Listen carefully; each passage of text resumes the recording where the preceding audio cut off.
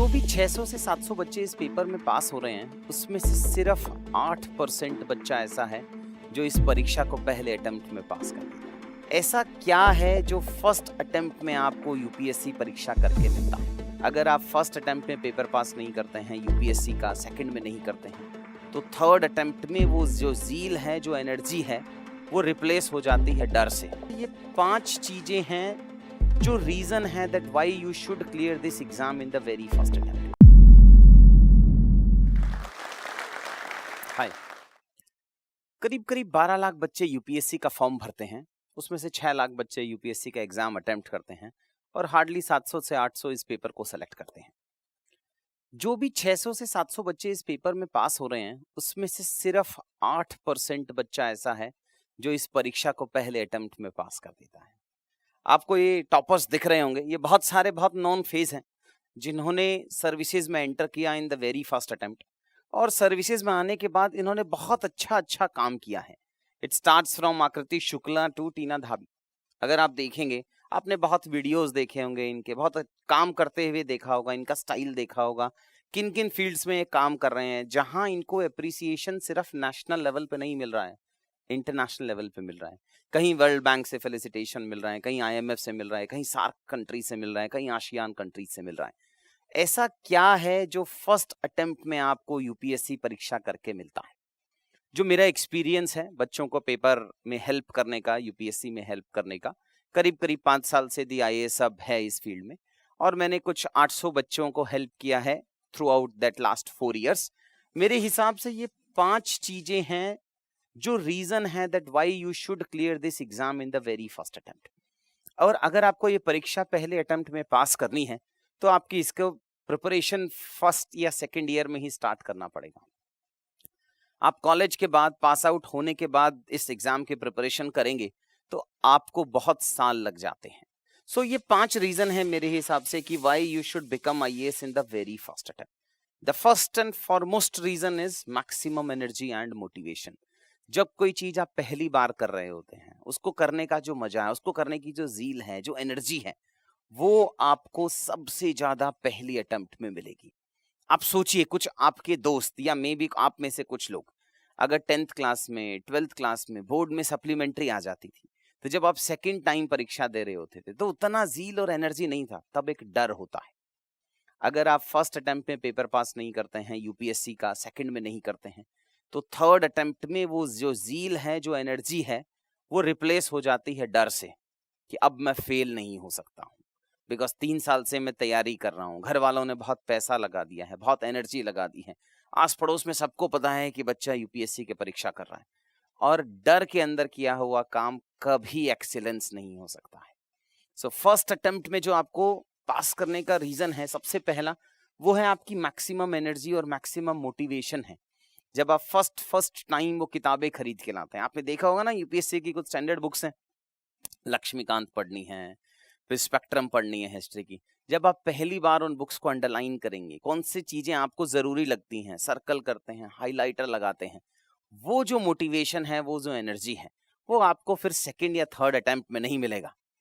जो second reason है, most productive years of life. देखिए, जो स्टार्टिंग एज है यूपीएससी का, वो 21 साल है और मैक्सिमम है 32 ईयर्स फॉर जनरल कैटेगरी, फिर ओबीसी में 35 है, एससी एसटी में 37 ईयर्स है। सो अगर आप जनरल कैटेगरी से हैं तो आप 11 साल के बीच में ये परीक्षा दे सकते हैं। आप पहली बार पास नहीं हुए तो दूसरी बार दिया, फिर तीसरी बार दिया, चौथी बार दिया। सो जो आपके प्रोडक्टिव ईयर्स हैं लाइफ के, वो वेस्ट हो जाते हैं। आप 26 साल के हैं, अनएम्प्लॉयड बैठे हैं, आप 28 साल के अनएम्प्लॉयड बैठे हैं, आप 24 साल के हैं और अनएम्प्लॉयड बैठे हैं। दूसरी तरफ जो बच्चे हैं वो 24 साल के डिस्ट्रिक्ट संभाल रहे हैं, सब डिवीजन संभाल रहे हैं, 5000 से ज्यादा लोग उनके साथ काम कर रहे हैं, 100 से ज्यादा करोड़ का वो फंड डिस्ट्रीब्यूट कर पा रहे हैं, और आप अनएम्प्लॉयड बैठे हैं। क्यों? बिकॉज आप पहली अटेम्प्ट में इस परीक्षा को पास नहीं कर पाए।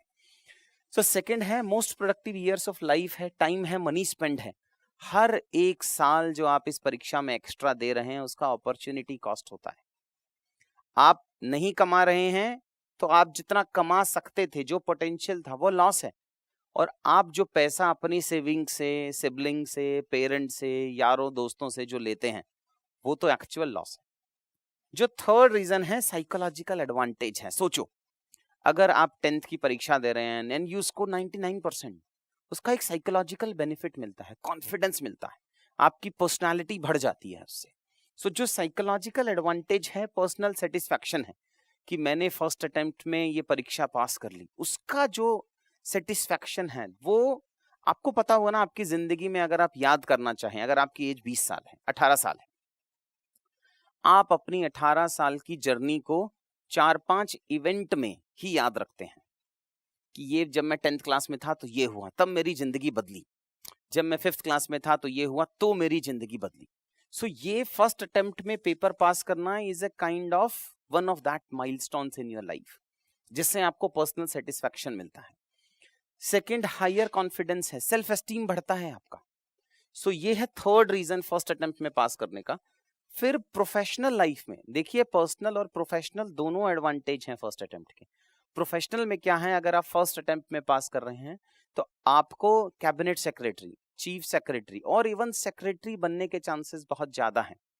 50+ ही मिनिस्ट्री हैं, कितने सेक्रेटरीज बनेंगे। सो अगर आपको सेक्रेटरी बनना है, इसका मतलब आपको बहुत अर्ली स्टेज में सर्विसेज को ज्वाइन करना पड़ेगा। अगर आप 30 साल में एंटर कर रहे हैं, आप 32 साल में एंटर कर रहे हैं, इवन आप 28 साल में एंटर कर रहे हैं, तो आपकी वो प्रोबेबिलिटी कम हो जाती है कि आप लेटर ऑन जब हाई पोस्ट होंगी, तब कंपटीशन अलग लेवल पे होता है, तब एज बहुत मैटर करती है, आपको पता है।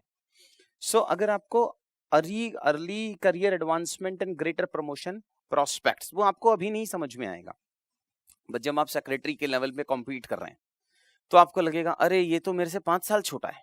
वेरी हाई चांसेस कि वो उस लेवल तक पहुंच पाएगा जिस लेवल तक आप नहीं पहुंच पाएंगे। और last and not the least is the more opportunities. अगर आप अर्ली एज में इसको एंटर करते हैं तो बहुत सारी अपॉर्चुनिटी है। आपको पता है, आप हार्वर्ड से ग्रेजुएशन, पोस्ट ग्रेजुएशन कर सकते हैं। You name any university across the world and you can post graduate from there.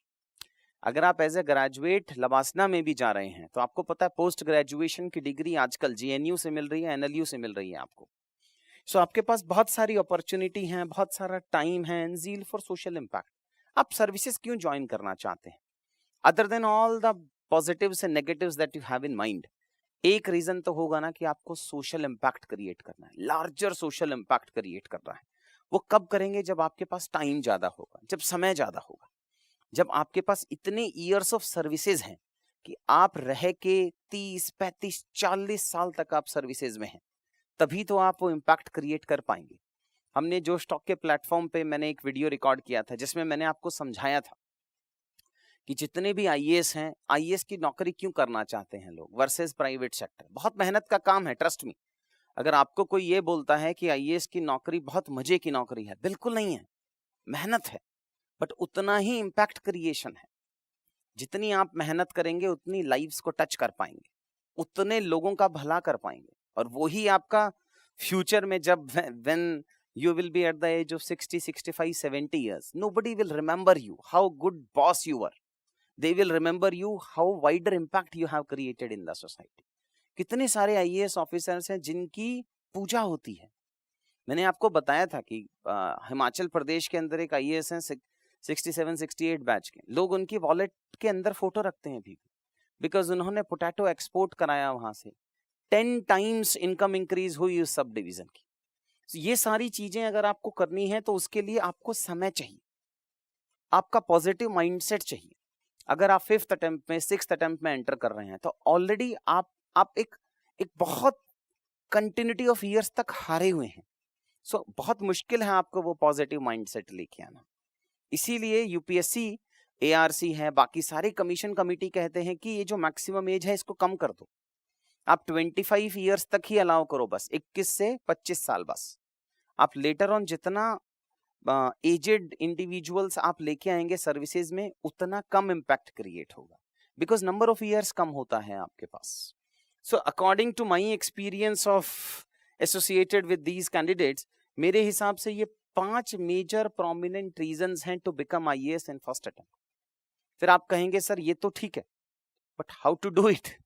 अब सुनने में तो बहुत अच्छा लग रहा है। अब ऑन एन एवरेज अगर हम आज देखें, and if you want to give 2024 की परीक्षा, मींस सितंबर में होगा 2024 में, क्या अप्रोच रखना चाहिए, 18 महीने को कैसे डिवाइड करें हम। सो मैं ब्रीफली आपको नेक्स्ट 5-7 मिनट्स में बताऊंगा कि हमें नेक्स्ट कितने कितने महीने में कौन कौन सा सब्जेक्ट्स पढ़ना चाहिए, ये ब्रीफली बताऊंगा मैं आपको। सबसे पहले आपको पता होना चाहिए कि यूपीएससी में प्रीलिम्स की एक सिलेबस है, अलग अलग सब्जेक्ट्स हैं, तो ये मेंशन किया है बस उसने यूपीएससी ने, इसके आगे नहीं बताता हूँ।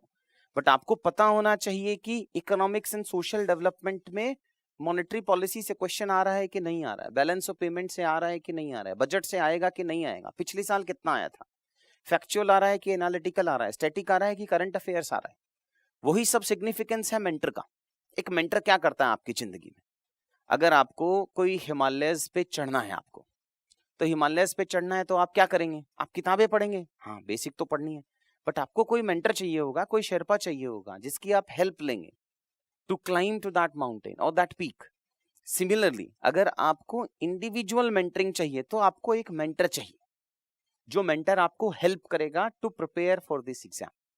सो अगर आपको जनरल गाइडेंस चाहिए कि मैं इस एज में हूं, इतना मेरा इंटरेस्ट है, और अगर आपका थोड़ा भी इंटरेस्ट है यूपीएससी की तरफ, तो हमने नीचे डिस्क्रिप्शन में और कमेंट सेक्शन में एक फॉर्म में डिटेल्स मांगे हैं, आप पूरे ध्यान से उन डिटेल्स को भरना।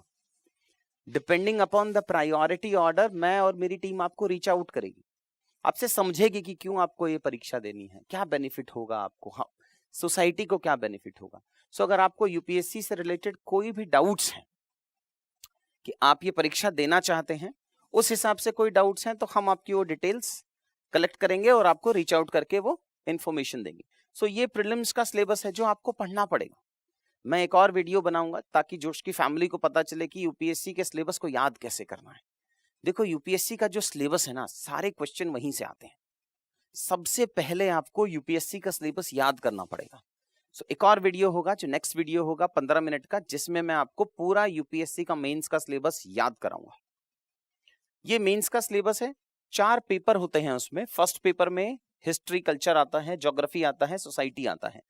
सेकंड पेपर में गवर्नेंस आता है, सोशल जस्टिस आता है, इंटरनेशनल रिलेशंस आता है। थर्ड में इकोनॉमिक्स एंड सोशल डेवलपमेंट आता है, टेक्नोलॉजी, एनवायरनमेंट आता है, disaster management and internal security.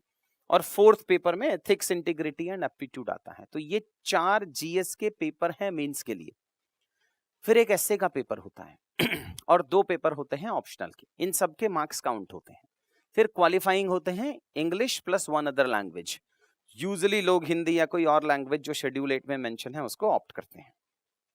ये सिलेबस मैं आपको क्यों बता रहा हूं, बिकॉज जब आपको सिलेबस पता होगा तभी मैं आपको समझा पाऊंगा कि अगले 18 महीने में अप्रोच क्या रखनी है। देखिए, कुल मिला के 13 से 14 सब्जेक्ट हैं हमारे पास यूपीएससी में। कुछ सिर्फ प्री में पूछता है, कुछ सिर्फ मेंस में पूछता है, और कुछ कंबाइंड है जो प्री और मेंस दोनों के लिए रेलेवेंट है। ये जो डायग्राम है ना, ये बहुत बहुत जरूरी है यूपीएससी की परीक्षा के लिए। क्यों? बच्चा क्या करता है, बच्चा सोचता है कि पहले मैं सिर्फ प्रीलिम्स पढ़ लेता हूं, एक बार प्री पास हो जाएगा तो फिर मैं मेंस के लिए पढ़ लूंगा। बट देखिए, आप आर्टिफिशियली सेग्रीगेट नहीं कर सकते हो कि प्री अलग और मेंस अलग। आप देख समझो इसको, जैसे हिस्ट्री के 4 सब कंपोनेंट हैं, एंशिएंट हिस्ट्री है, मिडिवल है, मॉडर्न है, आर्ट एंड कल्चर है। वो प्री में भी पूछता है, मेंस के जीएस पेपर 1 में भी आता है।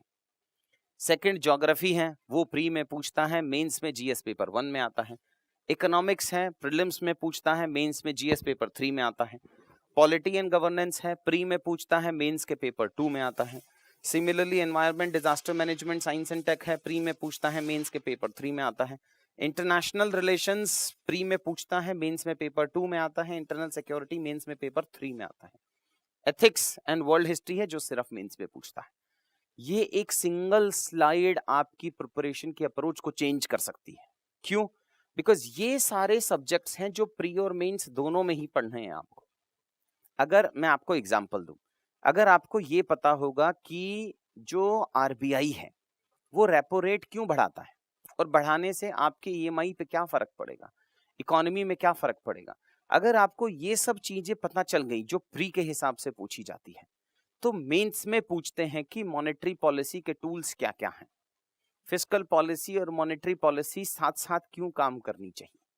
सो अगर हम प्री और मेंस को आर्टिफिशियली अलग अलग पढ़ेंगे, आपकी प्रिपरेशन कभी कंप्लीट नहीं होगी। कभी आप प्री में फेल हो जाएंगे, कभी आप मेंस में फेल हो जाएंगे। नेक्स्ट एंड लास्ट स्लाइड में मैं आपको एक ब्रॉड रोड मैप दे रहा हूं। जो मेरा नेक्स्ट वीडियो होगा उसमें हम आपको डिटेल्ड रोड मैप देंगे।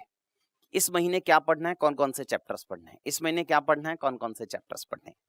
क्योंकि ये ब्रॉडली जो नेक्स्ट 6 मंथ्स हैं आपके, starting from March, April, May, June, July, August of 2023, इन 6 महीने में आप अपना एक ऑप्शनल फिनिश कर लीजिए। आई होप आपने मेरा हाउ टू चूज ऑप्शनल वाला वीडियो देखा होगा कि ऑप्शनल चूज कैसे करना है, अप्रोच कैसे करना है, पढ़ना कैसे है। और 6 सब्जेक्ट आप पढ़ लीजिए जो प्री और मेंस दोनों में आते हैं। कौन कौन से हैं वो? Polity, governance, economics, environment, disaster management, geography, modern history, ancient history. तो ये सारे 6 सब्जेक्ट आपको अगले 6 मंथ्स में कंप्लीट कर लेना है अलोंग विद योर ऑप्शनल।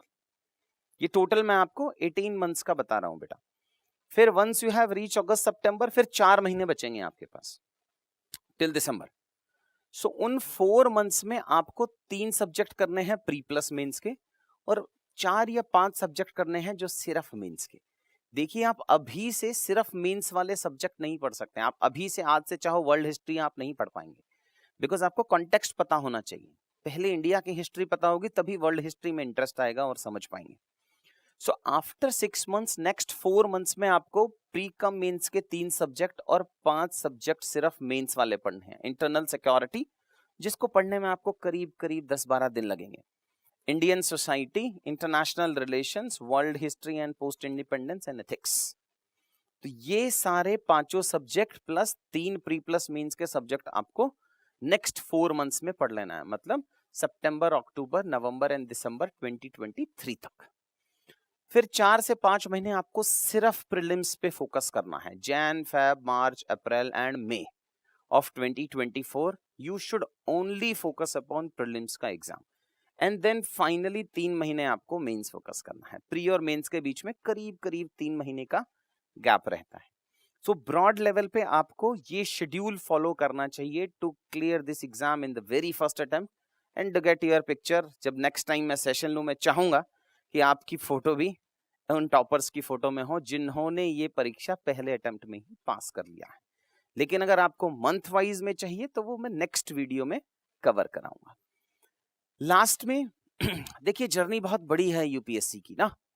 18 महीने आज से अगर हम चल रहे हैं तो आपको डेली पढ़ना है। Every day you have to wake up at one specific time, फिर पढ़ते ही रहना है।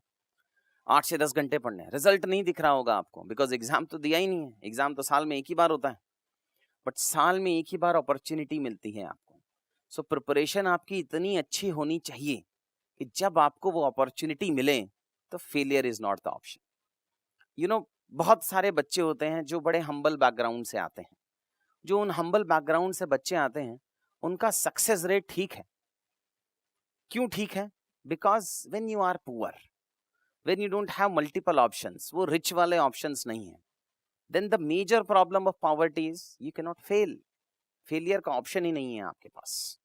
so you, अब वो जो poverty है, वो poverty सिर्फ पैसे का नहीं होता, knowledge का होता है। आप एक एवरेज कॉलेज से आ रहे हैं, और एवरेज कॉलेज वर्सेस रिस्पेक्ट तो सोसाइटी में IITians को ही मिलती है, बस मेडिकल डॉक्टर को मिलती है। You come from a vulnerable section, women है। So woman is, I consider woman as poor in terms of the social presence. जो अपॉर्चुनिटी मेल कैंडिडेट को मिलती है उतना फीमेल को नहीं मिलता है, सोसाइटी में भी, सर्विसेज में भी। सो आप किसी भी सेक्शन से पॉवर्टी को डिफाइन कर सकते हैं। पॉलिटिकल पॉवर्टी भी होती है, सोशल पॉवर्टी भी होती है, इकोनॉमिक पॉवर्टी भी होती है, सोच की पॉवर्टी भी होती है, साइकोलॉजिकल पॉवर्टी भी होती है, कल्चरल पॉवर्टी भी होती है। You come from some hinterland areas. So बहुत लंबी जर्नी है, विच आई एग्री। 1.5 साल तक आपको डेली एफर्ट्स डालने हैं, लेकिन वो एफर्ट्स का रिजल्ट 1.5 साल बाद दिखेगा अगर आप कंटिन्यूअस एफर्ट्स डालेंगे। ऑल्सो बहुत बच्चे पूछते हैं कि सर 3 महीने पढ़ते हैं फिर डिमोटिवेशन आ जाता है। आएगा मोटिवेशन, कोई ऐसा तो है नहीं कि आप दवाई खाएंगे और मोटिवेट हो जाएंगे, नहीं। The only thing which you can help you to clear this exam is discipline. आपको डिसिप्लिन्ड रहना पड़ेगा। दिन में अगर 8 घंटे पढ़ने हैं तो पढ़ने, 4 घंटे पढ़ना है तो पढ़ना है, उसमें चेंज नहीं कर सकते हो आप, बिकॉज एक फिक्स शेड्यूल बनाना पड़ेगा। ऐसे बहुत दिन आएंगे जब आपको लग रहा होगा अरे मेरे कॉलेज के साथ वाले तो सेलिब्रेट कर रहे हैं, हुआ ना। एक रितिका जिंदल करके बच्ची है, she cleared this exam, youngest है अपने बैच की, फर्स्ट अटेम्प्ट में नहीं हुआ, सेकेंड अटेम्प्ट में हुआ, बट फर्स्ट में थोड़े से मार्जिन से रहा, इंटरव्यू दिया था उन्होंने, बट उनके साथ में कल्चरल इवेंट चल रहा है, वो पढ़ रहा है, बट वो रीपे कर रहा है अभी उसको। अभी वो मंडी में एसडीएम हैं, इतना अच्छा काम कर रहे हैं, चीफ मिनिस्टर से लेके सब उनको बाय नेम जानते हैं, अभी वो रीपे कर रहा है। सो जब तक आप अपने शॉर्ट टर्म कंफर्ट को दूर नहीं करोगे, तब तक आप लॉन्ग टर्म में सक्सेस अचीव नहीं कर सकते। आप थकेंगे, बहुत बार होगा कि आप थक गए, बट वो थकने पे रुकना तो गड़बड़ हो जाएगा। So unless and until you achieve that particular goal, तब तक रुकने का ऑप्शन नहीं है अपने पास। मिलके मेहनत करते हैं। Thank you. इंडिया के लाखों बच्चे यूपीएससी का एग्जाम देते हैं और लाखों बच्चों की बहुत सारी मुश्किलें होती हैं। किसी को फाइनेंशियल प्रॉब्लम है, अफोर्डेबल नहीं कर सकता, किसी को अच्छी डायरेक्शन नहीं है, कोई बच्चा 4 अटेम्प्ट में पास नहीं कर पा रहा है, कोई 5 अटेम्प्ट में नहीं कर पा रहा है, कोई एग्जाम का फॉर्म ही फिल नहीं कर पा रहा है बिकॉज उसके पास वो फाइनेंशियल नहीं है। अब ये जो मुश्किलें हैं उसको कम करने के लिए जोश ने मुझे रिक्वेस्ट किया कि जो भी जोश की फैमिली है, अगर मैं उसको कोई स्कॉलरशिप दे पाऊँ। सो मैंने डिसाइड किया है कि जो भी सीरियस बच्चे हैं, जो सीरियस जोश फैमिली के एस्पिरेंट्स हैं, उनको मैं स्कॉलरशिप प्रोवाइड कराऊंगा, एक अफोर्डेबल एजुकेशन प्रोवाइड कराऊंगा। सो नीचे कमेंट्स और डिस्क्रिप्शन में हमने गूगल फॉर्म दिया है, उसको अच्छे से भरो। उसमें से जो भी सीरियस कैंडिडेट हमें लगेंगे, हम उसको अफोर्डेबल एजुकेशन प्रोवाइड कराएंगे और मैं पर्सनली इंश्योर करूंगा कि वो जो एजुकेशन हो उससे क्वालिटी में कुछ कॉम्प्रोमाइज़ ना हो। बिकॉज यूजुअली होता है कि अगर हम स्कॉलरशिप देते हैं, अगर हम अफोर्डेबिलिटी पे जाते हैं, तो कहीं क्वालिटी कॉम्प्रोमाइज़ हो जाती है। सो यहाँ आपको क्वालिटी एंड अफोर्डेबिलिटी दोनों अवेलेबल होगी।